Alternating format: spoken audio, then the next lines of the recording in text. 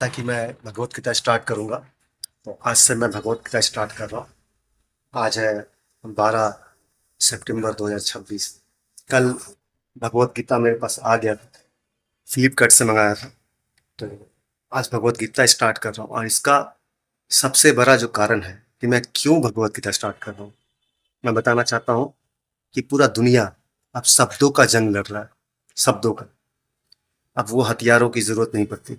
और शब्दों के जंग में सबसे ज्यादा अगर कुछ जरूरी है तो वो भगवत गीता। भगवत गीता में वो ज्ञान है, सनातन धर्म के लोगों की वो ज्ञान है जो हमें इतनी सद्बुद्धि दे सकती है कि हम अपने जिंदगी में हर वो चीजें हासिल कर सकते हैं। इतना ज्ञान हो जाएगा कि हम अपने जीवन के बड़े से बड़े जंग, बड़े बड़े समस्या को समाधान कर सकते हैं।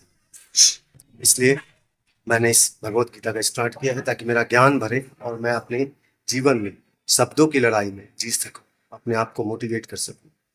बड़े से बड़े मोटिवेशनल स्पीकर भगवत गीता का इस्तेमाल करते हैं, पढ़ते हैं। मैं भी पढ़ना चाहता हूँ।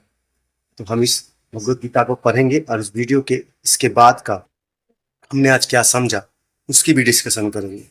Thank you. भगवत गीता को मैंने पढ़ा, और पढ़ने के बाद जो मुझे समझ में आया कि मैं अभी उस लायक नहीं हूँ कि मुझे इतनी बड़ी गीता का ज्ञान समझ में आ सके। इसको समझने के लिए थोड़ा वक्त लगेगा। मुझे पहले इस किताब को समझने के लिए वो स्पिरिचुअल दिमाग होनी चाहिए। फिलहाल के लिए मैंने पढ़ना स्टार्ट किया।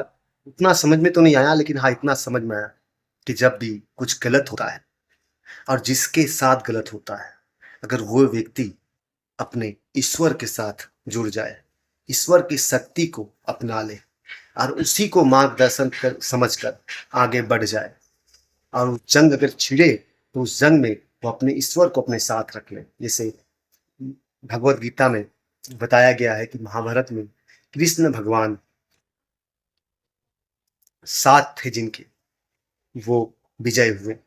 और लोग कहते थे पहले से ही, युद्ध के पहले से ही, कि ये युद्ध सफल होगी और युद्ध में जीत हमेशा उसी की होगी जिसके तरफ कृष्ण भगवान है, जिसके तरफ राम है, जिसकी तरफ बजरंगबली है। मैं ये समझ गया कि अगर मैं भी जीवन में कुछ करना चाहता हूँ, कुछ हासिल करना चाहता हूँ, और मैंने अगर अपने ईश्वर को अपने साथ ले लिया, तो मुझे किसी भी जंग में डरने की जरूरत नहीं है, क्योंकि जंग में जीत हमेशा उसी की होती है जिसके साथ ईश्वर होते हैं। तो अगर आप भी अपने जीवन के किसी भी क्षेत्र, किसी भी जंग में अपने ईश्वर को अपने साथ रख ले, तो आपको भय करने की जरूरत नहीं है। Thank you. मैं अमित ब्रिसिया। नेक्स्ट वीडियो हम कल बात करेंगे कि अगला अध्याय क्या कहता है। अभी तक जितनी समझ में आई मैंने बताया, आगे जो समझ में आएगा आगे बताएंगे।